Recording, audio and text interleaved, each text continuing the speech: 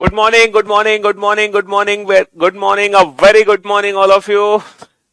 Good morning, Milan, Sandeep, Sandhya, Rahul, Gayatri, Ajit, विनय, राजकिशोरी, अनंत, सोनी, अभय, अजीत, राहुल, बबली, साक्षी, अशोक, पवन, निधि, हर्ष, दीपिका, प्रीति, कीर्ति, सोनी, आराधना, दिव्या, पारुल, प्रिया, आलोक, शिवम, नीलन, पवन, सोनी, राहुल, मिथुन, राजेश, शबनम, सुमित। क्या हाल चाल है अभी आप लोगों के? बढ़िया, फर्स्ट क्लास, शानदार जानदार, एकदम झकास। हाँ जी। Good morning, good morning, good morning, a very good morning all of you. केम छो? मजामा? आदित्य, रौनक, धीरज, संध्या, छोटू, दिलीप, सोनी, खुशी, पुष्पम, धर्मेश, प्रमोद, हिमांशु, दिया, रंजीत, विनय, आनंद, ईदगार, कृष्ण, गणेश, हर्ष। चलिए साहब, तो भाई हम लोग पढ़ रहे थे डाइस चैप्टर, और डाइस चैप्टर की अगर मैं बात करूं तो जैसे कि हम जानते हैं कि इस चैप्टर में टोटल 5 केसेस बनते हैं। One figure, two figure, more than two figure, open figure और लैंग्वेज बेस्ड क्वेश्चन। जिसमें हम वन फिगर क्वेश्चन कर चुके हैं, टू फिगर क्वेश्चन कर चुके हैं, more than two figure question करते हैं, यानी कि डाइस की क्यूबिक फॉर्म के सारे क्वेश्चन हमने कर लिए। और क्यूबिक फॉर्म को सॉल्व करने की 3 मेथड है ना? No common trick, one common trick, two common trick. जिसमें नो कॉमन और टू कॉमन ट्रिक बेटा ऑप्शन डिपेंडेंट है, वन कॉमन ट्रिक में हमारे डेफिनेट आंसर आ जाते हैं। ठीक है जी? हाँ जी। तो क्यूबिक फॉर्म वाले क्वेश्चन तो सारे हम निपटा चुके हैं। फिर कल हम लोगों ने ना ओपन फिगर स्टार्ट किया था, है ना? कल हम लोगों ने ओपन फिगर स्टार्ट किया था। तो ओपन फिगर की अगर मैं बात करूं तो ओपन फिगर में कितने टाइप के क्वेश्चन बनते हैं, मतलब ओपन फिगर में कितने मेथड से क्वेश्चन सॉल्व होते हैं? सर, ओपन फिगर को सॉल्व करने के 2 मेथड है ना? एक तो अल्टरनेट मेथड और एक जी मेथड। अल्टरनेट मेथड आप लोग समझ ही रहे हैं, और एक जी मेथड। ये दोनों मेथड कल हमने सीखे थे और हमने कुछ क्वेश्चन सॉल्व किए थे। अच्छा, यहाँ पे ऑप्शंस को एलिमिनेट करने की 2 ट्रिक है। पहली ट्रिक क्या है? हर उस ऑप्शन को एलिमिनेट कर दो जिसमें 2 विपरीत सतह या तो एक साथ दिखाई दे रही है या एक साथ छिप गई है। पहली ट्रिक तो ये है ऑप्शन एलिमिनेशन की। अच्छा, दूसरी ट्रिक क्या है अगर ये वाली ट्रिक काम ना करे तो? दूसरी ट्रिक है रोटेशन मेथड। हम रोटेशन मेथड से भी ऑप्शंस को एलिमिनेट कर सकते हैं, और रोटेशन मेथड हमने कल सीख लिया था, है ना? मैंने दोनों टाइप के क्वेश्चन कराए थे, बेसिक और एडवांस, है ना? कुछ ऐसे क्वेश्चंस थे जिसमें 3 ऑप्शन एलिमिनेट हो रहे थे अपोजिट सरफेस के बेसिस पे, और कुछ ऐसे ऑप्शन थे जिसमें एक भी ऑप्शन एलिमिनेट नहीं हो पा रहा था। तो यहाँ पे हमने रोटेशन मेथड को यूज करके देखा। ठीक है? और कुल मिला के इस चैप्टर में हम 40 क्वेश्चन सॉल्व कर चुके हैं, 40 क्वेश्चन। ठीक है? हाँ जी, मजा तो आएगा ही भैया पढ़ के। रीजनिंग है इंटरेस्टिंग सब्जेक्ट, और उसको पढ़ाने का तरीका भी इंटरेस्टिंग हो रहा है, तो फिर मजा तो आना ही है। और सबसे अच्छी चीज ये है कि हम आंसर्स ना विदाउट पेन एंड पेपर दे देते हैं, है ना? बिना कैलकुलेशंस के आंसर देते हैं। तो जहां हम answer without pen and paper देने लगे क्वेश्चंस के, उस सब्जेक्ट को पढ़ने का तो मजा ही अल्टीमेट होता है। समझ रहे हो? हाँ जी। चलिए, तो जैसे कि मैंने आपसे कहा था कि मुझे ओपन फिगर की ना कुछ और आपको प्रैक्टिस करानी है। 40 क्वेश्चन मैंने आप लोगों को करा दिए, है ना? कुछ और हम ओपन फिगर की प्रैक्टिस आज करने वाले हैं। ठीक है? चलिए साहब, 40 क्वेश्चन से थोड़े से अलग क्वेश्चन भी हैं जो हमें करने हैं रिलेटेड टू ओपन फिगर। अब आप इन क्वेश्चंस की, है ना, आंसर दो। ये 4 ऑप्शन आपके सामने हैं। जब आप इस फिगर को फोल्ड करोगे, है ना, तो डेफिनेटली ये डाइस की शेप लेगी। जैसे ये फिगर फोल्ड होगा तो एक पासा बन जाएगा। तो वो जो पासा है वो हमें कैसे दिखाई दे सकता है? इन चारों, है ना, फिगर में से आइडेंटिफाई करो कि ऐसी कितनी फिगर हैं जो इसको फोल्ड करके दिख सकती हैं। ठीक है? चलिए बताएं। 4 ऑप्शन है, option A, option B, option C and option D. Which option is correct? कौन सा विकल्प है जो इस फिगर को फोल्ड करके बनने वाला है?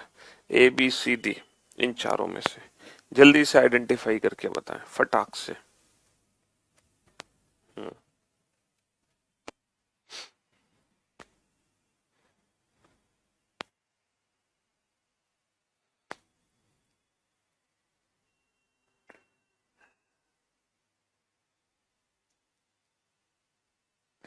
यस,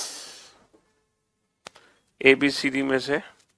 सर, हम जानते हैं, हम बहुत अच्छे से जानते हैं कि अगर मैं इस फिगर को सॉल्व करूं तो ये दोनों ब्लैंक सरफेस डेफिनेटली एक दूसरे के अपोजिट जाएंगे। ये दोनों ब्लैंक सरफेस डेफिनेटली एक दूसरे के अपोजिट जाएंगे, जाएंगे ना दोनों ब्लैंक सरफेस। सर ये दोनों ब्लैंक सरफेस भी एक दूसरे के अपोजिट होंगे। Each alternate surfaces are opposite to each other. तो जब मैं इस फिगर को फोल्ड करूंगा तो ये दोनों एक दूसरे की अल्टरनेट सरफेस है, फोल्ड होकर ये एक दूसरे के अपोजिट चले जाएंगे। ये दोनों एक दूसरे की अल्टरनेट सरफेस है, ये फोल्ड होकर एक दूसरे के अपोजिट आएंगे। और ये जो लेटर ए है, ठीक है, ये जो लेटर ए है इसके अपोजिट क्या जाएगा? सर लेटर ए के अपोजिट लेटर बी जाएगा और बी के अपोजिट लेटर ए। ठीक है, तो जब आप इस फिगर को फोल्ड करके एक क्यूब की शेप दोगे तो उस क्यूब में ये सॉल्यूशन आपको मिलेगा। ठीक है, अच्छा हम ब्लैंक सरफेस के बेसिस पे ऑप्शंस को एलिमिनेट नहीं कर सकते। पूछो क्यों? क्योंकि ब्लैंक सरफेस मल्टीपल सरफेस है। हाँ, हम जो ऑप्शंस एलिमिनेट करेंगे हम इस बेसिस पे कर सकते हैं A and B are opposite to each other. ठीक है, इस फिगर में ए और बी पक्का एक दूसरे के अपोजिट जाएंगे और हम बहुत अच्छे से जानते हैं दो विपरीत सतह ना तो कभी एक साथ दिख सकते हैं और ना ही कभी एक साथ छिप सकते हैं। आप ये बताओ ए और बी, इस फिगर को जब हम फोल्ड करेंगे तो जो डाइस हमारा बनेगा उस डाइस में ए के अपोजिट बी होगा। तो अगर ए के अपोजिट बी होगा तो ए और बी क्या कभी आपको एक साथ दिखाई दे सकते हैं? सर कभी नहीं दिख सकते। क्या ए और बी एक साथ छिप सकते हैं? सर कभी नहीं छिप सकते। ना तो एक साथ दिख सकते हैं ना ही एक साथ छिप सकते हैं, है ना। इन दोनों में से किसी एक का दिखना जरूरी है, इसीलिए यहां पर जो आंसर होगा वो होगा option A only C. Option A only C. ठीक है जी, हाँ जी। चलिए, बड़ा आसान सा क्वेश्चन था। चलिए नेक्स्ट क्वेश्चन पे हम चलते हैं। इस क्वेश्चन का आंसर दो फटाक से। सबसे पहले तो आप ये सोचो कि जब ये फिगर को फोल्ड करेंगे तो एक क्यूब बनेगा, उस क्यूब में कौन कौन सी सरफेस ऐसी होंगी जो एक दूसरे के अपोजिट जाएंगी। तो हम जानते हैं कि ओपन फिगर में जितनी भी अल्टरनेट सरफेस होती है वो एक दूसरे के अपोजिट जाती हैं। तो ये दोनों सरफेस एक दूसरे के अपोजिट जाएंगी। जैसे ये फिगर फोल्ड होगा ये दोनों ही सरफेस एक दूसरे के अपोजिट चली जाएंगी। तो बाबू एम के अपोजिट क्या होगा? एम के अपोजिट होगा ब्लैंक और ब्लैंक के अपोजिट होगा एम। और ये दोनों ब्लैंक सरफेस एक दूसरे के अपोजिट चली जाएंगी। ये दोनों ब्लैंक सरफेस एक दूसरे के अपोजिट आ जाएंगे। अब क्या बचा यहाँ पे सर? Letter N. तो एन के अपोजिट क्या होगा? एन के अपोजिट होगा लेटर ओ, ओ के अपोजिट होगा लेटर एन। अब आप ऑप्शंस एलिमिनेट करो जल्दी से। ठीक है, हाँ जी। इनमें से कितने ऐसे फिगर हैं जो इसको फोल्ड करने पे नहीं दिख सकते? जल्दी से बताओ। सर हम बहुत अच्छे से जानते हैं N and O are opposite to each other. N और ओ एक दूसरे की विपरीत सतह है।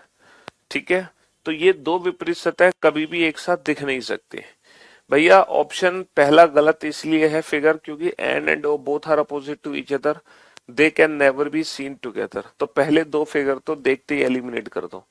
पहले दो फिगर तो देखते ही एलिमिनेट कर दो क्योंकि एन और ओ दोनों कभी एक साथ नहीं दिख सकते। ठीक है जी, हाँ जी। अब बहुत सारे बच्चे हैं जो आंसर दे रहे हैं सी और बहुत सारे बच्चे हैं जो आंसर दे रहे हैं ऑप्शन बी। तो ऑप्शन बी और ऑप्शन सी की लड़ाई है ना। काफी सारे बच्चे हैं जो ऑप्शन बी आंसर दे रहे हैं और काफी सारे बच्चे हैं जो ऑप्शन सी आंसर दे रहे हैं। दोनों में से कोई एक सही है। जब भी हम इस फिगर को फोल्ड करेंगे तो बाबू फिगर फोल्ड होकर एक क्यूब की शेप लेगा और उस क्यूब में, ठीक है, कौन कौन सी सरफेस होंगी जो एक दूसरे के अपोजिट होंगी? Alternate surface. तो एम की अल्टरनेट ब्लैंक, ब्लैंक की अल्टरनेट एम है। ठीक है, ये दोनों ब्लैंक एक दूसरे की अल्टरनेट सरफेस है और एन के अपोजिट क्या होगा? ओ होगा। ओपन फिगर को सॉल्व करना हमने कल सीखा। जिस बच्चे ने कल का लेक्चर अटेंड नहीं किया सबसे पहले तो प्लीज वो कल का लेक्चर जरूर अटेंड कर ले। ठीक है, क्योंकि ओपन फिगर को सॉल्व करने की ट्रिक मैंने कल ही सिखाई थी आपको। ठीक है, अच्छा हमारा एलिमिनेशन नोट क्या है? दो विपरीत सतह ना तो कभी हमें एक साथ दिख सकती हैं और ना ही कभी एक साथ छिप सकती हैं। बेटा ये थर्ड फिगर आप कैसे सही कर सकते हो? ये बताओ। थर्ड फिगर में एन और ओ ये दोनों ही लेटर कहाँ है? सर थर्ड फिगर में एन और ओ ये दोनों ही लेटर ना पीछे छिपे हुए हैं। सर थर्ड फिगर में एन और ओ दोनों ही लेटर पीछे छिपे हुए हैं और दो विपरीत सतह कभी भी एक साथ छिप नहीं सकती, है ना। दो विपरीत सतह, भाई सीधी सी बात है, एन और ओ ना तो कभी एक साथ दिखाई दे सकते हैं। एन और ओ ना ही कभी एक साथ छिप सकते हैं, इन दोनों में से किसी एक का दिखना बहुत जरूरी है। इसीलिए इस क्वेश्चन का आंसर होगा only fourth option B. Only fourth option B. Third figure नहीं बनाई जा सकती क्योंकि एन और ओ दोनों एक दूसरे के अपोजिट लेटर हैं और ये दोनों अपोजिट लेटर छिप नहीं सकते। समझ रहे हो मेरी बात? हाँ जी, पीछे जाकर छिप नहीं सकते। अब आप सोच रहे होगे सर यहाँ पे एम छिप गया, एम भी तो नहीं दिखाई दे रहा। बाबू एम और ब्लैंक दोनों एक दूसरे के अपोजिट है, तो एम और ब्लैंक में से ब्लैंक दिखाई दे रहा है, जरूरी थोड़ी है एम दिखाई दे। यहाँ पे ब्लैंक दिखाई दे रहा है, एम पीछे जाके छुपा हुआ, उससे क्या फर्क पड़ता है। ठीक है, चलिए नेक्स्ट क्वेश्चन पे चलते हैं। अब आप इस फिगर को देख रहे हो, इस फिगर की खास बात पता है क्या है? अगर ये फिगर फोल्ड होगा ना, तो ये फिगर फोल्ड होकर एक क्यूब की शेप देगा। इस फिगर को भी फोल्ड करने पे ना एक क्यूब बनेगा, क्यूब। इस फिगर को भी फोल्ड करने पर एक क्यूब बनेगा, डाइस बनेगा, और वो हमें आइडेंटिफाई करना है वो इन चारों में से कौन सा है। जब ये फिगर फोल्ड होगा तो इन चारों में से कोई एक ऐसा फिगर है जो हमारे डाइस को, हमारे इस फिगर को रिप्रेजेंट करेगा। पहले तो इसको सॉल्व करो। इसको फोल्ड करने पर जो डाइस बनेगा है ना, उसमें डेफिनेटली ए के अपोजिट सी होगी, सी के अपोजिट ए, क्योंकि ए और सी एक दूसरे की अल्टरनेट सरफेस है। तो ए और सी एक दूसरे के अपोजिट चले जाएंगे। इसके बाद बाबू, इसके बाद डी और ई एक दूसरे की अल्टरनेट सरफेस है। डी और ई एक दूसरे की अल्टरनेट सरफेस है, तो डी के अपोजिट ई आ जाएगा, ई के अपोजिट डी आ जाएगा, है ना। हाँ जी। अब ये जो लेटर बी बचा, इसके अपोजिट क्या होगा? सर लेटर बी के अपोजिट है ना, ये वाली जो सरफेस है ना, इस सरफेस के अपोजिट पता है क्या होगा? इस सरफेस के अपोजिट होगा ये चार छोटे छोटे ट्राइंगल मिलके ना एक कंप्लीट सरफेस बनाएंगे, और वो जो सरफेस होगी वो लेटर बी के अपोजिट होगी। अगर आपको हमारी बात पे विश्वास नहीं है, भरोसा नहीं है, तो मैं ये छोटा सा प्रैक्टिकल आपको करके दिखा देता हूँ। देखो यही आपकी ओपन फिगर है ना, है ना, यही आपकी ओपन फिगर है जो आप यहाँ देख पा रहे हैं। सेम यही फिगर है ना, D1 D1 है ना, C2 E3 E3 है ना, और एग्जैक्टली A4 और सेंटर में क्या है? B। सेंटर में क्या है? B। जब इस फिगर को आप फोल्ड करोगे तो ये फिगर फोल्ड होकर क्यूब की शेप लेगा। देखो कैसे लेगा। फिगर कभी आगे की तरफ फोल्ड नहीं होता, फिगर पीछे की तरफ फोल्ड होता, पीछे, क्योंकि पीछे से पूरा पेपर ब्लैंक होता है। तो मैंने इस पेपर को फोल्ड किया पीछे की साइड, बैक साइड, और जैसे ही मैंने इस पेपर को बैक साइड फोल्ड किया तो देखो इस तरीके से फोल्ड हुआ, और पीछे ये जो चार छोटे छोटे त्रिभुज है ना, चार छोटे छोटे ट्राइंगल, इनको मिलाने पर एक सरफेस बन गई। दिखाई दे गई आपको सरफेस? तो ये बन गया क्यूब, बन गया ना क्यूब। अब आप इस क्यूब में देखो कि ये जो लेटर ए है इसके अपोजिट क्या है? क्या लेटर ए के अपोजिट लेटर सी है? क्या लेटर ए के अपोजिट सी है? हाँ सर, डेफिनेटली ए के अपोजिट सी है कि नहीं है? क्योंकि देखो ए और सी एक दूसरे की अल्टरनेट सरफेस हैं। जैसे इसको फोल्ड करके क्यूब की शेप दोगे तो ए के अपोजिट अपने आप सी आ जाएगा। समझ रहे हो? देखो डी और बी एक दूसरे की अल्टरनेट है, जैसे इसको फोल्ड करोगे तो डी और बी एक दूसरे के अपने आप अल्टरनेट आ जाएंगे। ये डी आ गया और ये लेटर बी आ, सॉरी डी और ई, डी और ई। अब देखो ये लेटर बी था, ये सेंटर में लेटर बी है। अब देखो बी के अपोजिट क्या चला जाएगा? बी के अपोजिट पीछे फोल्ड हो गए ये जो चारों त्रिभुज मिल गए, ये वाली सरफेस किसके अपोजिट आ जाएगी? हाँ, चारों जो त्रिभुज मिले हैं ये वाली सरफेस लेटर बी के अपोजिट आ जाएगी। ठीक है जी, हो गया प्रूफ, बहुत बढ़िया। अब आप ऑप्शन से एलिमिनेट करो, हर उस ऑप्शन को एलिमिनेट कर दो जिसमें दो विपरीत सतह या तो एक साथ दिखाई दे रही हैं या एक साथ छिप गई हैं। और अच्छी बात यह है इस बार 9 मतलब सिर्फ एक या दो बच्चे का आंसर गलत है। बाकी जितने भी कमेंट्स आए हैं, 2 लाख 3 लाख कमेंट जो भी है, सबका एक ही आंसर है। सिर्फ एक या दो बच्चों का आंसर गलत है, बाकी सबका आंसर एकदम परफेक्ट है। गुड जॉब बेटा। ऑप्शन ए में क्या दिक्कत है? ऑप्शन ए गलत क्यों है? Sir D and E both are opposite to each other, they can never be seen together. D और ई दोनों ही लेटर एक दूसरे के अपोजिट है, ये कभी एक साथ नहीं दिख सकते। ऑप्शन बी में क्या दिक्कत है? सर बी और नंबर एक दूसरे के अपोजिट है, ये कभी एक साथ नहीं दिख सकते। देखो इसको फोल्ड करके जो क्यूब बनेगा ना, है ना, ये जो क्यूब बनेगा, इस क्यूब में कभी ऐसा नहीं हो सकता कि डी और ई लेटर दोनों ही एक साथ दिखने लग जाए। अगर आपको लेटर डी दिखाई देगा ना, अगर लेटर डी दिखाई देगा, लेटर डी, तो जो इसके अपोजिट है ना ई, वो आपको दिख नहीं सकता। और अगर गलती से आपको ई दिखाई दे रहा है तो लेटर डी दिखाई नहीं देगा। ठीक है, दो विपरीत सत्ता कभी एक साथ नहीं दिख सकती, दो विपरीत सत्ता कभी एक साथ नहीं दिख सकती, दो विपरीत सत्ता कभी एक साथ नहीं दिख सकती, जो बचा वही आंसर, बात खत्म। ठीक है, बहुत बढ़िया। अब इस क्वेश्चन को थोड़ा सा एडवांस लेवल पे लेके चलते हैं। ये तो बेसिक लेवल था, एडवांस लेवल क्या है? एडवांस लेवल ये है कि अब हमें ना इनके अंदर से ना नंबर्स रखने हैं, नंबर्स। मैं इनके अंदर से ना नंबर्स कैसे रखूं? जैसे क्या आप सोच पा रहे हैं कि फॉर एन एग्जाम्पल अगर मैं यहां पे 1 रख दूं तो 2 3 4 को कहां रखेंगे? क्या हम अपनी मर्जी से कहीं भी रख सकते हैं या कोई फिक्स पैटर्न होगा? है, जैसे यहां पे अगर मैं 1 रख दूं, यहां पे अगर मैं 1 रख दूं, यहां पे अगर मैं 1 रख दूं, समझ रहे हो? तो 1 को कहीं भी रख सकते हैं, यहां भी रख सकते हैं, यहां भी रख सकते हैं, यहां भी रख सकते हैं, यहां भी रख सकते हैं। अब आपको 2 3 4 रखने हैं, 2 3 4 को आप कैसे रखोगे? तो एक चीज ध्यान देना, कल मैंने आपको क्या सिखाया था? कल मैंने आपको ये सिखाया था कि रोटेशन मेथड में क्या होता है, जैसे डीवीसी एंटी क्लॉकवाइज है तो बाबू डीवीसी हमेशा एंटी क्लॉक ही दिखेगा, है ना भाई? डीबीसी एंटी क्लॉक है तो डीबीसी हमेशा एंटी क्लॉक दिखेगा, यही समझाया था ना कल आपको? हाँ जी। लेकिन यहाँ पे एक स्पेशल रोटेशन यूज करनी है। ये जो त्रिभुज है ना, त्रिभुज में बेटा 1 से 2, 2 से 3, 3 से 4 की जो रोटेशन है वो क्लॉकवाइज है। ओपन फिगर में जो 1 2 3 4 की रोटेशन है वो क्या है? क्लॉकवाइज। बेटा 1 2 3 4 की जो रोटेशन है, सॉरी 1 2 3 4 की जो रोटेशन है वो क्लॉकवाइज है। देखो 1 से 2, 2 से 3, 3 से 4, ये घड़ी ऐसी घूमती है हमारी, तो 1 2 3 4 क्लॉकवाइज है। लेकिन जैसे ही ये फिगर फोल्ड होगा और फिगर फोल्ड होके बेटा ये नंबर्स बनेंगे, जो नंबर्स है ना बेटा वो पीछे तो क्लॉकवाइज फॉर्म में ही है, लेकिन जैसे ये नंबर आपको दिखाई देंगे, अब जरा चेक करना 1 2 3 4 की रोटेशन क्या वास्तव में क्लॉकवाइज है? क्या 1 2 3 4 की रोटेशन वास्तव में क्लॉकवाइज है? जो ओपन फिगर में 1 से 2, 2 से 3, 3 से 4 क्लॉकवाइज था, क्या फोल्ड होने पर भी 1 2 3 4 क्लॉकवाइज है? बताओ, क्या फोल्ड होने पर भी 1 2 3 4 क्लॉकवाइज है? बिल्कुल गलत जवाब। सर फोल्ड होने पर हम देख पा रहे हैं कि अब 1 2 3 4 एंटी क्लॉकवाइज हो गया।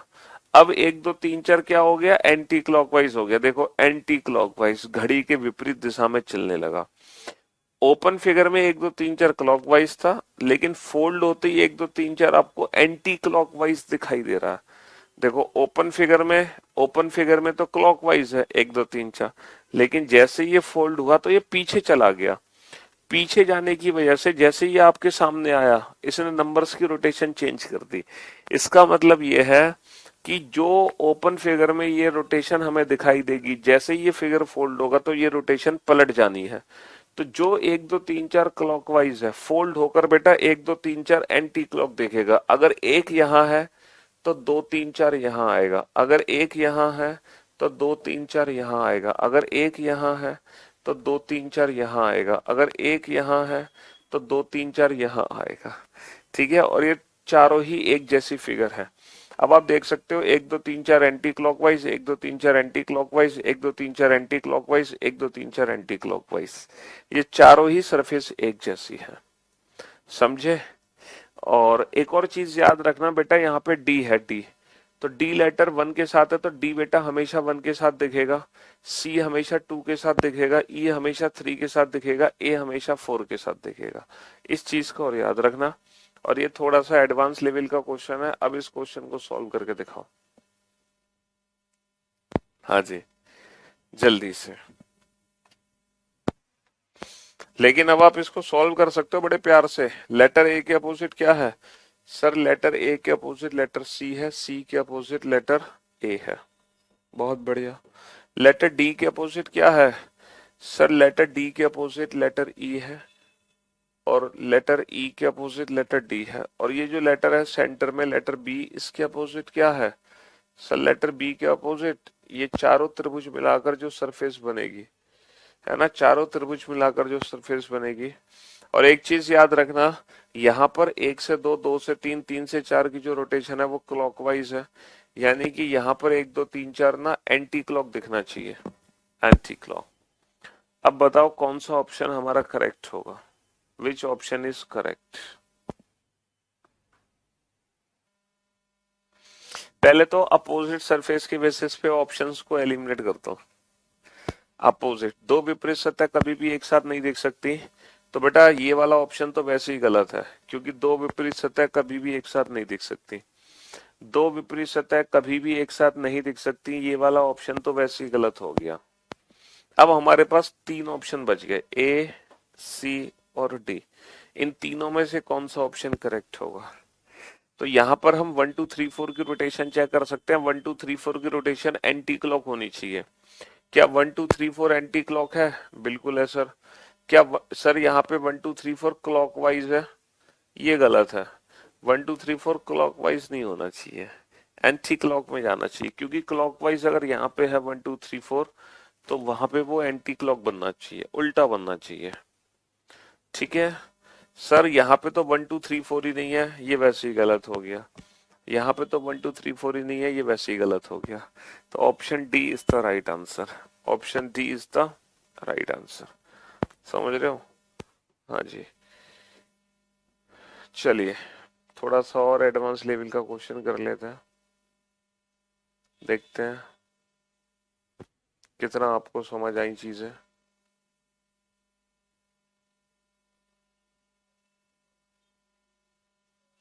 हम्म ये फिगर है, जब भी हम इस फिगर को फोल्ड करेंगे तो डेफिनेटली ये किसकी शेप लेगा? क्यूब की शेप लेगा।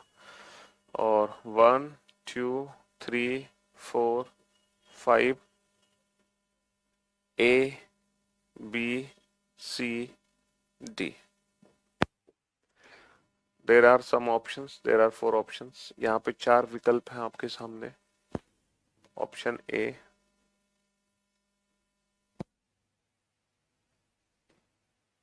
Option B,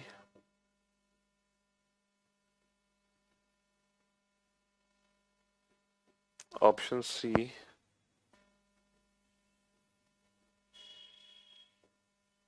option D.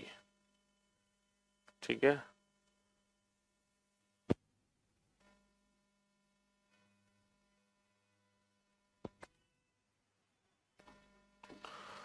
तो बताना है कौन सा ऑप्शन हमारा करेक्ट होगा। ठीक है, A B C D 4 3, A B C D 5 1। ठीक है जी।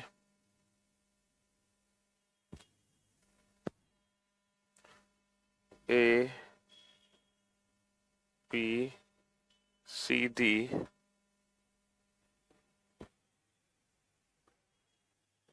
2 5। ठीक है जी। ए बी सी डी 4 1। बताओ कौन सा ऑप्शन करेक्ट होगा?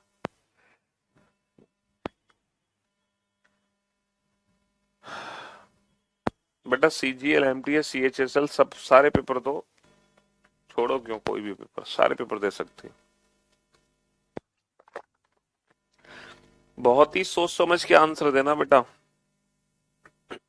थोड़ा सा ना ट्विस्ट है इस क्वेश्चन में, और उस ट्विस्ट को समझने की कोशिश करें।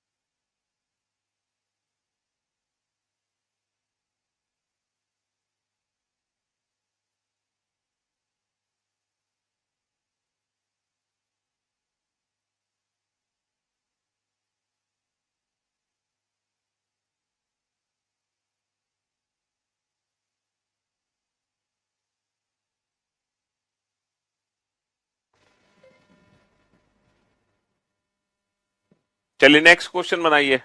अभी इस क्वेश्चन को मैं एक्सप्लेन करूंगा, फिलहाल आप इस क्वेश्चन को बनाइए, इस वाले क्वेश्चन को।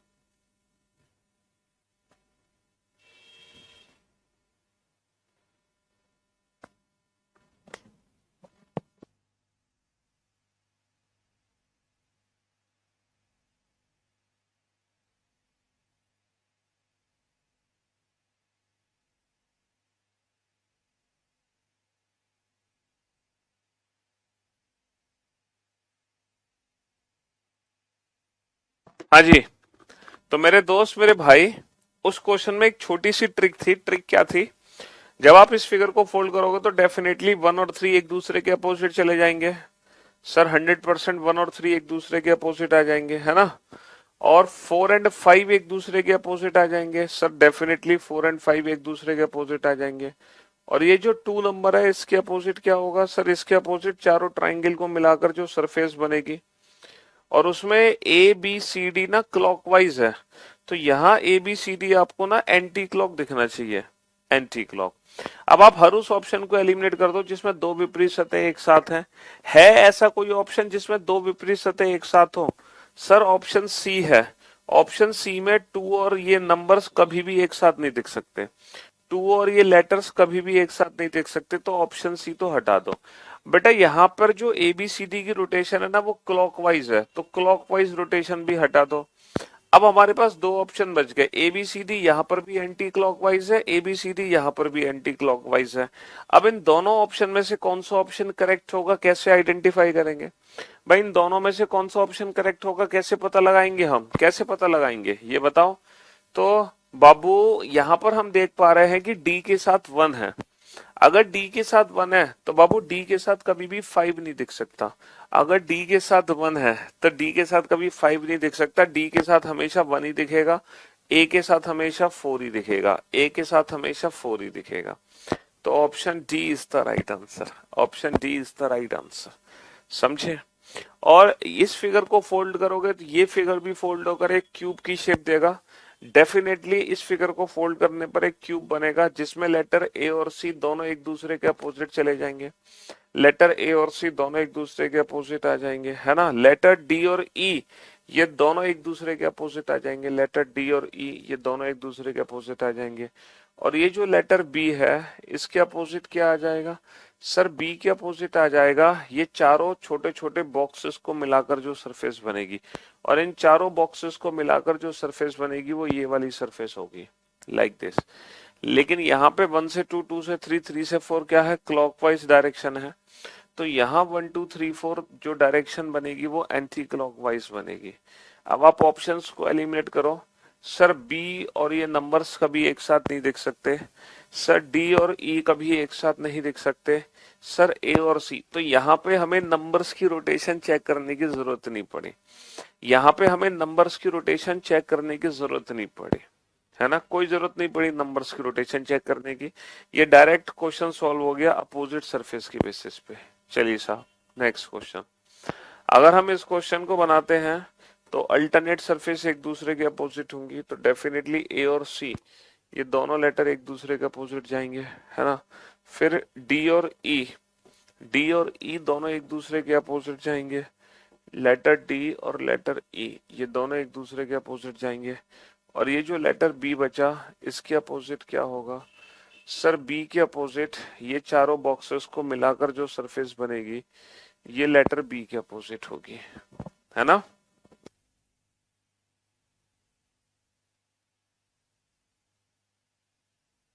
तो अब आप ऑप्शन से एलिमिनेट करो। यहाँ पे दो ऑप्शंस तो देखते ही एलिमिनेट हो गए होंगे। दो ऑप्शंस तो देखते ही एलिमिनेट हो गए बाबू। कुछ बच्चे आंसर दे रहे हैं ऑप्शन ए और सी। जो बच्चे आंसर दे रहे हैं ना ए और सी, वो मुर्गा बन जाए और जोर से चिल्लाएं कुकड़ को, इतनी जोर से कि दिल्ली मुखर्जी नगर तक तुम्हारी आवाज पहुंचनी चाहिए। जो बच्चे आंसर दे रहे हैं ए और सी वो मुर्गा बन के चिल्लाएं कुकड़ को। अरे उल्लू, ये छोटे छोटे बॉक्सेस हैं और इन बॉक्सेस को जब जोड़ोगे तो ये वाली सरफेस बनेगी, ये वाली सरफेस प्लस वाली। ये क्रॉस वाली कैसे बन जाएगी? ये तो चार छोटे छोटे त्रिभुज हैं, त्रिभुज। ये क्रॉस वाली सरफेस कैसे बन जाएगी? ये तो चार छोटे छोटे त्रिभुज है। दो ऑप्शंस तो देखते ही एलिमिनेट हो गए, क्योंकि बाबू यहाँ पे प्लस साइन आएगा सेंटर में, ना कि क्रॉस। क्रॉस साइन नहीं आ सकता। क्रॉस तब आएगा जब यहाँ पे ये बना होता त्रिभुज, तब आता क्रॉस। ठीक है, तो दो ऑप्शन तो वैसे ही एलिमिनेट कर दो। अच्छा, एक दो तीन चार की रोटेशन क्लॉकवाइज है, तो एक दो तीन चार क्लॉकवाइज का क्लॉकवाइज नहीं दिख सकता, तो एक दो तीन चार हमें क्या दिखेगा? एंटी क्लॉकवाइज दिखेगा। एक दो तीन चार हमें क्या दिखेगा? एक से दो, दो से तीन, तीन से चार हमें क्या दिखेगा? एंटी क्लॉकवाइज दिखेगा। तो option B is the right answer. Option B is the right answer.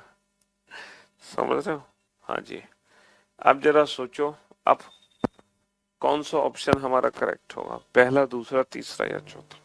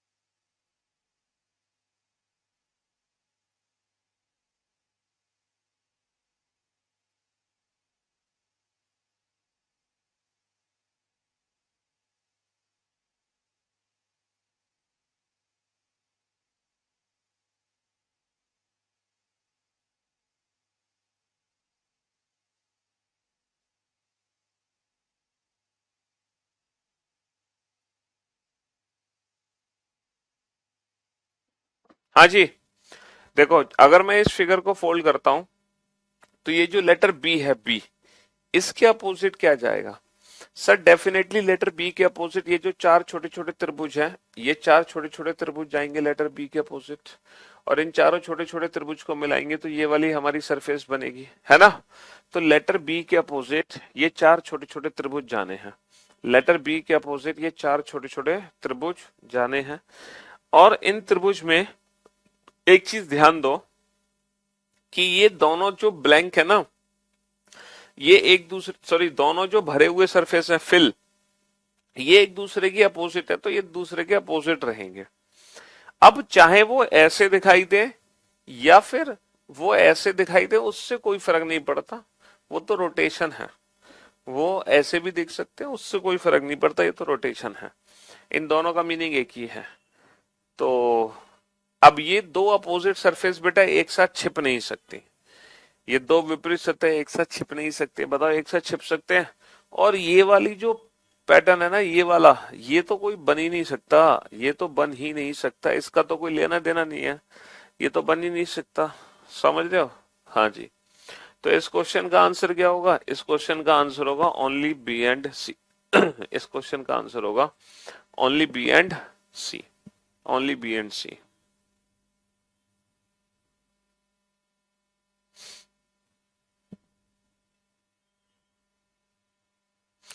क्योंकि ये बी फिगर भी बन सकती है और सी फिगर भी बन सकती है, दोनों फिगर बन सकती है। लेकिन ना तो ये वाली कभी फिगर बन सकती है और ये दो विपरीत सतह एक साथ छिप नहीं सकती। ठीक है, विश्वास नहीं हो रहा कि मैं आपसे लाइव पढ़ रहा हूँ, कोई बात नहीं, हो जाएगा विश्वास जल्दी। अब ये है एक बिल्कुल ही एकदम डिफरेंट अजीब फिगर, है ना। इस फिगर को फोल्ड करोगे तो ये फिगर भी फोल्ड होकर डाइस की शेप लेगा। और एक चीज याद रखना, है ना, एक चीज याद रखना, यहाँ पे चार फिगर है ना,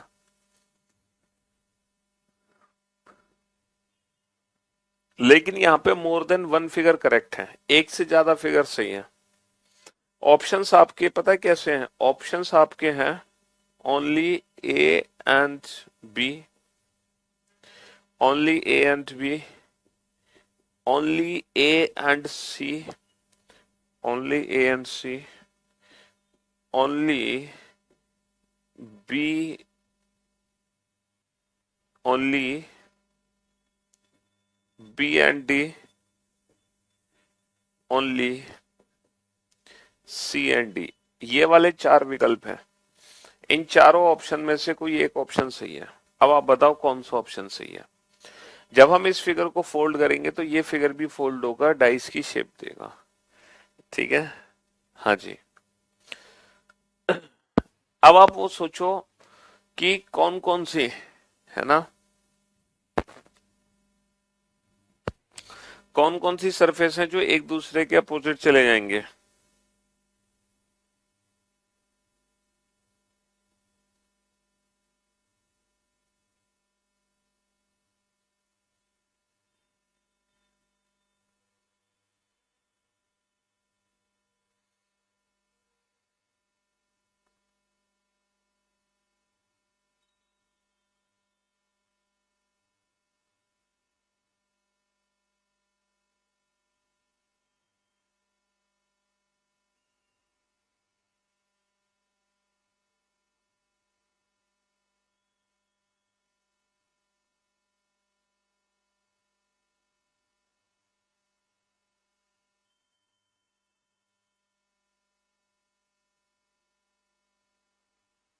बनाओ फटाफट से, ये बहुत ही स्पेशल क्वेश्चन है, सॉल्व करो इसको। हम्म, सर जब हम इस फिगर को फोल्ड करेंगे तो ये जो क्रॉस वाली सरफेस है इसके अपोजिट चली जाएगी। सर क्रॉस वाली सरफेस इस डॉट के अपोजिट चली जाएगी, ये क्रॉस और डॉट, बहुत बढ़िया, है ना। सर ये वाला जो सरफेस है ये इसके अपोजिट आ जाएगा, सर्कल। सर्कल किसके अपोजिट आ जाएगा सर, सर्कल अपोजिट आ जाएगा स्क्वायर के अंदर डॉट के। तो सर्कल अपोजिट आ जाएगा इसके, ये इसके, और क्रॉस और डॉट एक दूसरे के अपोजिट आ जाएंगे। फिर होगा क्या बेटा, चार सरफेस तो ये हो गई, अभी भी चार सरफेस और बची है, जबकि होती तो टोटल 6 सरफेस है। देखो ये दोनों हाफ हाफ सरफेस है, ये दोनों हाफ हाफ सरफेस है, ये दोनों सरफेस ना मिलकर एक सिंगल सरफेस बना लेंगे, जिसमें एक हिस्से में तो होगा ये और दूसरे हिस्से में होगा माइनस। और ये सरफेस पता है किसके अपोजिट जाएगी, ये दोनों मिलकर एक कंप्लीट सरफेस बना लेंगे, है ना, जिसके एक हिस्से में तो होगा एरो और एक हिस्से में होगा त्रिभुज, एक हिस्से में होगा एरो, एक हिस्से में होगा त्रिभुज। अब आप देख लो, ये है आपका perfect solution of this figure. जैसे ये फिगर फोल्ड होगा, फिगर फोल्ड होकर क्रॉस और डॉट डेफिनेटली एक दूसरे के अपोजिट जाएंगे, सर्कल और स्क्वायर डेफिनेटली एक दूसरे के अपोजिट जाएंगे, है ना। और ये माइनस रेक्टेंगल के अपोजिट क्या होगा, एरो ट्राइंगल, ये हमारी अपोजिट सरफेस होंगी। लेकिन क्या अपोजिट सरफेस के बेसिस पे आप ऑप्शंस को एलिमिनेट कर पा रहे हैं, सर अपोजिट सरफेस के बेसिस पे हम ऑप्शंस को एलिमिनेट नहीं कर पा रहे। तो इस क्वेश्चन को हमें रोटेशन मेथड से सॉल्व करना पड़ेगा, हमें यहाँ पे रोटेशन मेथड लगाना पड़ेगा, तभी बात बन सकती है। बिना रोटेशन मेथड के ये क्वेश्चन हो ही नहीं सकता। ठीक है, बिना रोटेशन मेथड के ये क्वेश्चन नहीं हो सकता। अच्छा अब एक काम करो, या तो आप बेटा सर्कल से क्रॉस घूमो या क्रॉस से सर्कल, ये आपकी अपनी मर्जी है, जैसे मर्जी वैसे चले जाओ।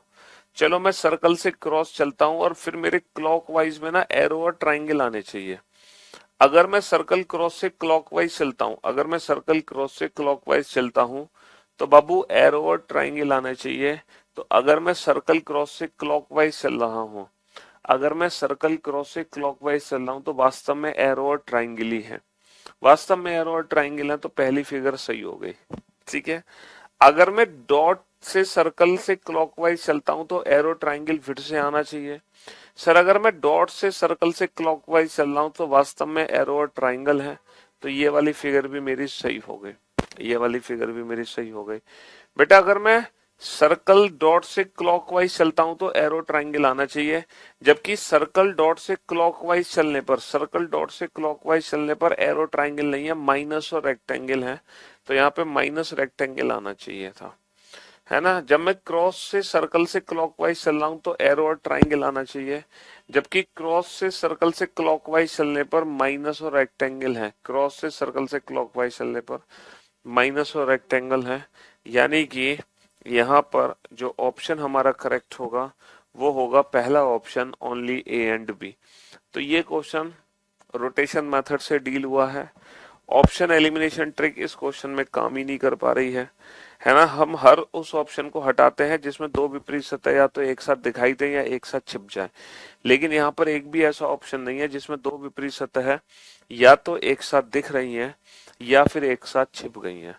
तो इस क्वेश्चन में जो ऑप्शंस एलिमिनेट हुए हैं वो रोटेशन मेथड से एलिमिनेट हुआ। रोटेशन मेथड हमने कल सीखा था, ठीक है ना, ये मेथड हमने कल सीखा था, कल का लास्ट क्वेश्चन यही था, रोटेशन मेथड, है ना।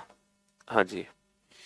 देखो जब हम इस फिगर को फोल्ड करेंगे तो डेफिनेटली ये फिगर भी फोल्ड होकर एक क्यूब की शेप देगा, एक डाइस की शेप देगा, और यहाँ पे मल्टीपल ऑप्शंस हमारे सही हैं। अब आप खुद बताओ मल्टीपल फिगर सही है, कौन कौन सी फिगर सही है। अब आप खुद बताओ यहाँ पर एक या एक से ज्यादा फिगर सही है, आप खुद सोचो एक या एक से ज्यादा फिगर कौन कौन सी सही होंगी और खुद ही आंसर दो। इस बार मैं आपकी मदद नहीं करूंगा ऑप्शंस देने में, आप लोग खुद ही मुझे परफेक्ट आंसर दो। बेटा जो था ना, मैंने जो बताया था क्लॉकवाइज का एंटी क्लॉकवाइज दिखेगा, वो स्पेशल केस में था जब ट्राइंगल और वो वाली शेप थी, वो स्पेशल फिगर था, वो ये वाला फिगर था स्पेशल फिगर, ये वाला जिसमें ये वाली रोटेशन पलटती है, बस अंदर की जो रोटेशन है वो तो सेम रहेगी। वो जो हम रोटेशन पलट रहे थे वो इसकी पलट रहे थे, इस स्पेशल केस की, है ना।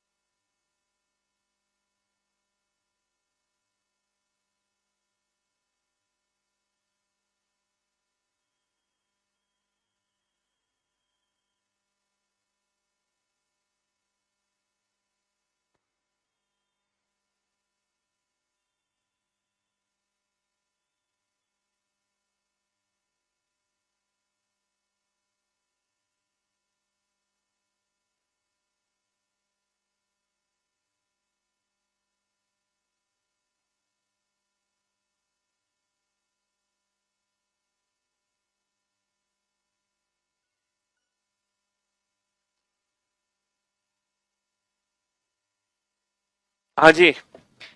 तो मेरे दोस्त, मेरे भाई, जब हम इस फिगर को फोल्ड करके डाइस की शेप देंगे तो ये जो चार ट्राइंगल है ना, ये जो चार ट्राइंगल मिलाकर जो सरफेस बनेगी, इसमें ये जो दो भरे हुए त्रिभुज है ना, ये बिल्कुल पास पास दिखेंगे, दो भरे हुए त्रिभुज। ऐसा नहीं है कि ये दो अलग अलग सरफेस बन जाएंगी, दो अलग अलग सरफेस तो बन ही नहीं सकती। हाँ, बिल्कुल इस तरह से तो बनेंगी, ये तो बनेगी लाइक दिस, इसी तरह से दिखाई देगा हमें। ठीक है। अच्छा, क्या तीनों ब्लैंक हमें एक साथ दिख सकती हैं? बिल्कुल दिख सकती हैं। ये तीन ब्लैंक सरफेस है, ये तीनों ब्लैंक हमें एक साथ दिख सकती हैं, कोई दिक्कत ही नहीं है। और ये वाली फिगर भी बन सकती है क्योंकि इसके अपोजिट ब्लैंक है, लेकिन जरूरी नहीं है ये वाली ब्लैंक हो, और भी तो ब्लैंक हो सकती है। हाँ, ये पूरी भरी हुई सरफेस तो हमें दिखेगी नहीं। तो इस क्वेश्चन का एग्जैक्टली जो परफेक्ट ऑप्शन होगा वो होगा only B and C. Only B and C, only B and C, ये इस क्वेश्चन का परफेक्ट आंसर होगा, ओनली बी एंड सी। यहाँ पे ए और डी फिगर गलत हो जाएगी, बी और सी हमारी सही होगी। ठीक है। अब इस क्वेश्चन में ना थोड़ी सी ना इमेजिनेशन है, ये क्वेश्चन बिना इमेजिनेशन के नहीं हो सकता। यहाँ पे थोड़ा सा आपको ना इमेजिनेशन करने की कोशिश करनी पड़ेगी, थोड़ा सा इमेजिन करना पड़ेगा, तभी आप इस क्वेश्चन को बना सकते हैं।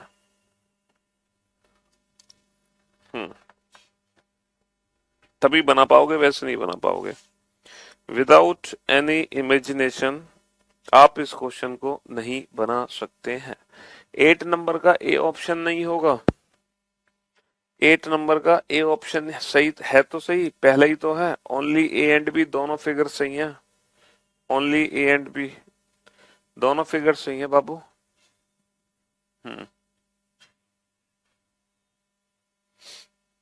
सी कैसे करेक्ट होगा बेटा? ये तीनों ब्लैंक सरफेस है, ये तीनों ब्लैंक सरफेस है, ये तीनों एक दूसरे के इमीडिएट नेबर हैं। क्या ये तीनों एक साथ नहीं दिख सकती लाइक दिस? मान लो, मान लो यहाँ पे 1 लिखा होता तो मान लो ये 1 है, ये 2 लिखा होता तो मान लो ये 2 है, ये 3 लिखा होता तो मान लो ये 3 है। तो क्या ये तीनों नंबर एक साथ नहीं दिख सकते? 1 2 3। क्या ये तीन सरफेस मुझे एक साथ नहीं दिख सकती? 1 2 3 लाइक दिस, 1 2 3 बिल्कुल दिख सकती है। मान लो मैं यहाँ से प्रिंटिंग हटा दूं, है ना, तो यहाँ से प्रिंटिंग हटा दूं तो क्या फर्क पड़ गया? कोई फर्क पड़ गया? नहीं पड़ा। तो ये वाली फिगर बन जाएगी ना। अब बताओ, यहाँ भी हमारे मोर एक या एक से ज्यादा फिगर सही हो सकती हैं, यहाँ भी एक या एक से ज्यादा फिगर सही हो सकती हैं। थोड़ा सा प्रैक्टिकल करके समझने की कोशिश करें कि ये वाली फिगर है हमारे पास, ये वाली फिगर है, और इसको फोल्ड करके हमें ना एक क्यूब बनाना है। ठीक है। अच्छा, जब मैं इसको फोल्ड करूंगा तो बाबू ये पीछे की तरफ फोल्ड होगा, आगे तो फोल्ड हो ही नहीं सकता। अच्छा, जैसे ये पीछे की तरफ फोल्ड होगा तो आप इस वाली वॉल को ध्यान से देखो, इस वाले टच को ध्यान से देखो, ये किस तरीके से एक दूसरे से, सॉरी, जैसे ये फिगर फोल्ड होगा तो जैसे ही फोल्ड होगा तो आप इन दोनों को ध्यान से देखो, इन दोनों टच को ध्यान से देखो। ये वाला टच आपको कैसे दिखाई दे रहा है? ये वाला टच आपको कैसे दिखाई दे रहा है? ये फिगर बन गया। अब ये वाली शेप देखो, आप कैसे देख पा रहे हो? जैसे ये फिगर फोल्ड होगा तो ये दोनों एक दूसरे से टच हो जाएंगे, तो जो हमें फिगर बनेगी वो ये वाली फिगर बनेगी लाइक दिस। ये वाली फिगर बनेगी ना, आप देख पा रहे होंगे, ये वाली फिगर बनेगी ना। तो ये वाली फिगर बन सकती है ना, ये दोनों एक दूसरे से टच हो रहे हैं, देखो लाइक दिस। ये वाली फिगर बननी चाहिए जो कि फोर्थ ऑप्शन में है। ठीक है, देखो ये है फोर्थ ऑप्शन, बिल्कुल यही है ना फोर्थ ऑप्शन। सामने ब्लैंक है और ऊपर ये है, साइड में ये है। अच्छा, और तीनों ब्लैंक सरफेस, अगेन ये तीनों ब्लैंक सरफेस यहाँ पे दिख सकती हैं, ये तीनों ब्लैंक सरफेस यहाँ पे दिख सकती हैं। तो इस क्वेश्चन का जो आंसर होगा वो होगा ओनली फर्स्ट एंड फोर्थ।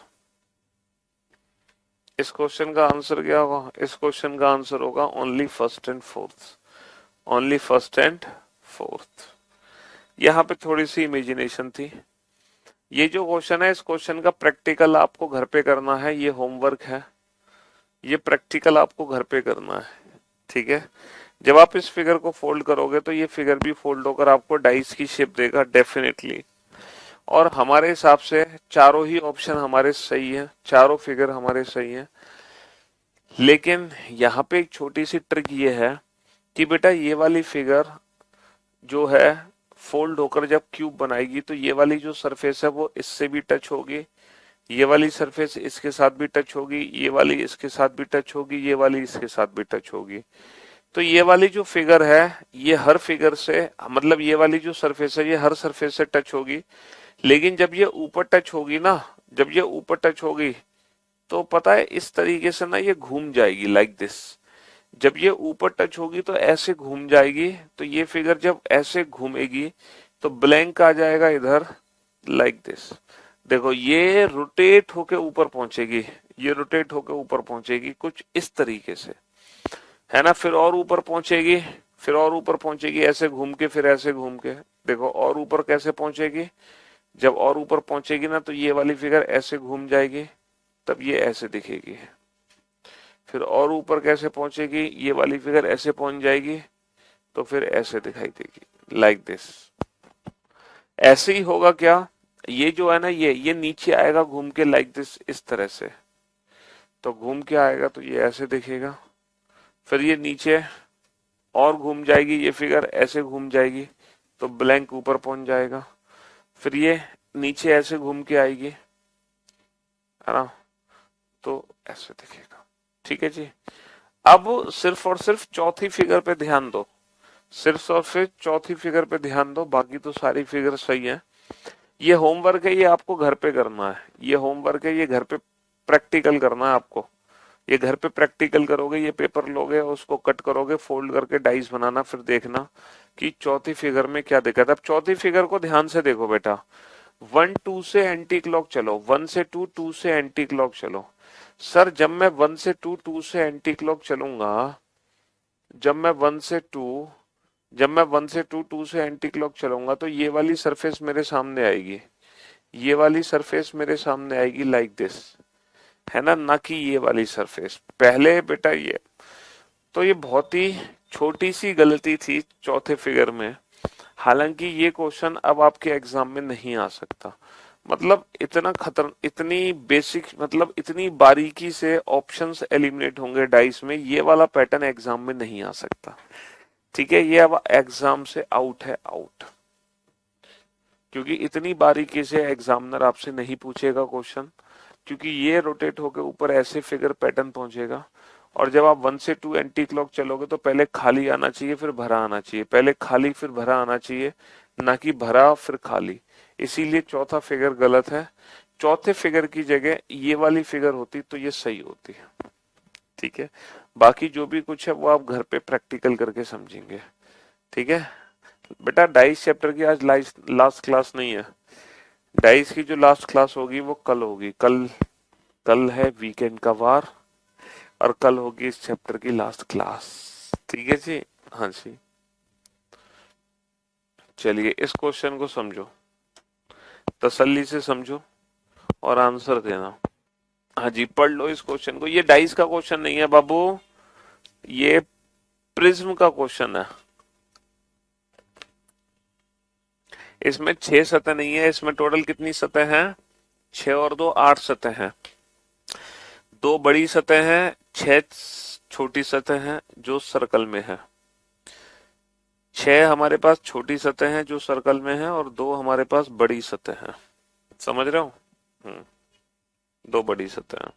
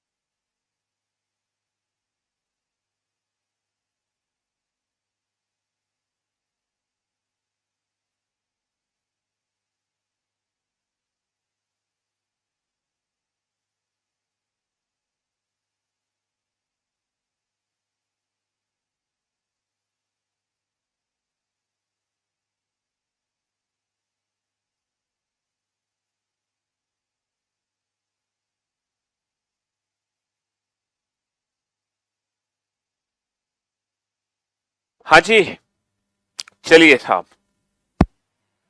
अब आप बोर्ड पे ध्यान, बेटा इसमें कोई वन कॉमन ट्रिक नहीं लगानी है। आप बहुत बड़ी गलत फहमी के शिकार में हो कि यहाँ पे one common trick, no common trick या टू कॉमन ट्रिक लगेगी।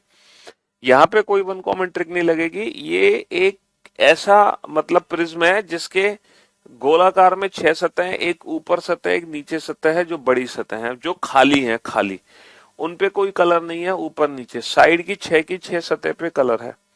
अच्छा ये ब्लू कलर है ना मेरे दोस्त, ये ब्लू कलर है। देखो ये जो सरफेस है ना, ये ब्लू कलर की सरफेस है, ये ब्लू कलर की सरफेस है। और ये जो सरफेस है ये येलो कलर की है, और ये वाली जो सरफेस है वो ग्रीन कलर की है।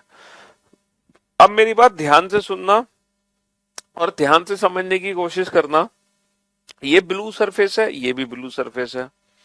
यहां पर ब्लू के नजदीक ना ग्रीन कलर है, यहां पे ब्लू के नजदीक ग्रीन कलर है। तो बाबू ग्रीन कलर कहां चला गया? क्योंकि ब्लू के नजदीक येलो कैसे आ गया? ब्लू के नजदीक तो ग्रीन होना चाहिए, ये ब्लू के नजदीक येलो कैसे आ गया? येलो। तो आखिरकार ग्रीन कहां गया, ये बता दो बस। ब्लू के नजदीक ग्रीन कलर है, येलो कलर कैसे पहुंच गया ब्लू के नजदीक? ग्रीन कलर कहां चला गया? सर ब्लू के नजदीक ग्रीन है तो सर ये वाली ग्रीन हो सकती है ना, ये छिप गई है ग्रीन, ये छिप गई सर, ब्लू के साइड में छिप गई। क्योंकि आपने कहा ब्लू के नजदीक ग्रीन कलर है, तो जरूरी थोड़ी है कि इस पीछे की साइड भी तो हो सकता है ब्लू के नजदीक ग्रीन, यहां नहीं है, हो सकता है इस साइड हो ग्रीन। अच्छा ये बताओ ग्रीन के नजदीक क्या है? सर ग्रीन के नजदीक वॉलेट है। अगर ग्रीन के नजदीक वॉलेट है तो ये ग्रीन है, तो बेटा इस साइड तो वॉलेट हो नहीं सकता, इस साइड तो ब्लू है, तो इस साइड होगा वॉलेट, इस साइड होगा वॉलेट कलर। और कौन सा कलर बच गया? बच गया रेड कलर, तो ये रेड कलर हो गया। कौन सा कलर बच गया? ये रेड कलर बच गया। अब ये बताओ रेड कलर के एडजेसेंट सरफेस कौन कौन से हैं? रेड कलर के adjacent wallet and orange, wallet and orange. Red colour के एडजेसेंट सरफेस कौन कौन से हैं? Wallet and orange. तो बैगनी और नारंगी आ गया, ठीक है, बैगनी और नारंगी आ गया।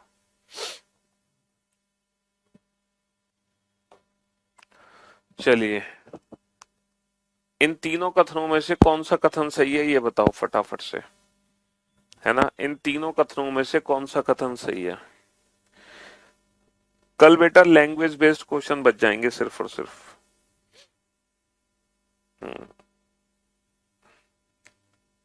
जल्दी से बताओ इन तीनों कथनों में से कौन सा कथन सही है?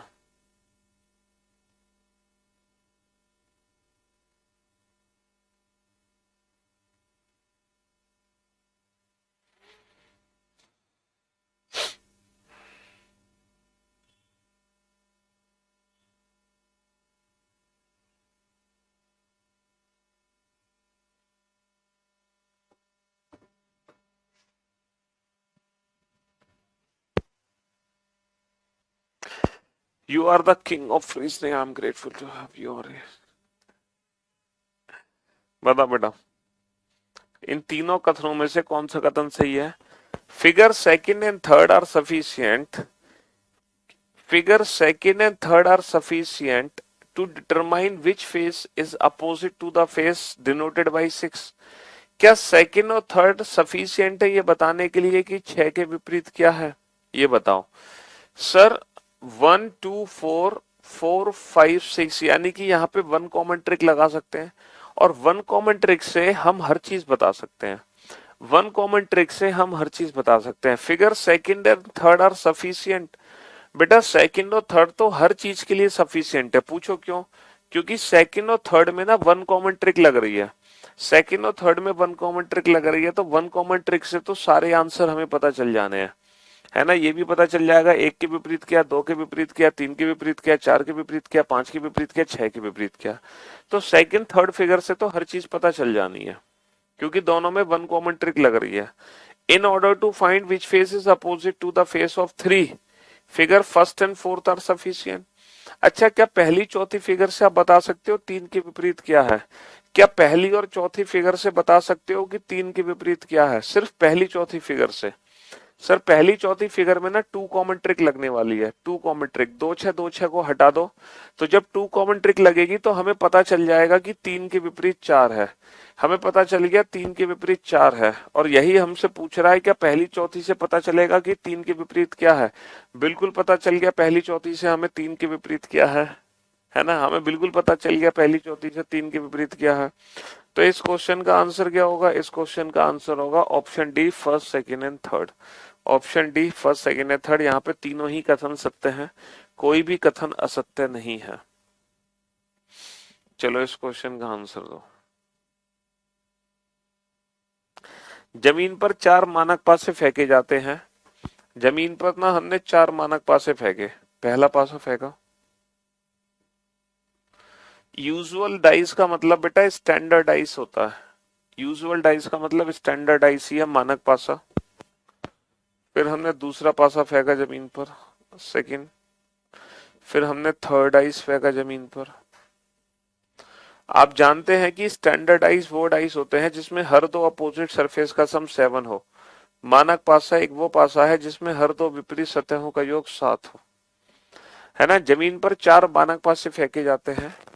इन चार पासाओं के ऊपरी सतहों पर कुल संख्या 13 है, क्योंकि ऊपरी सतहों ने क्रमशः 4, 3, 1 और 5 दिखाए हैं। तो कुल सतहों का योग कितना है, 13 है बेटा, 13। 4 और 3 7 और 1 8 और 5 13।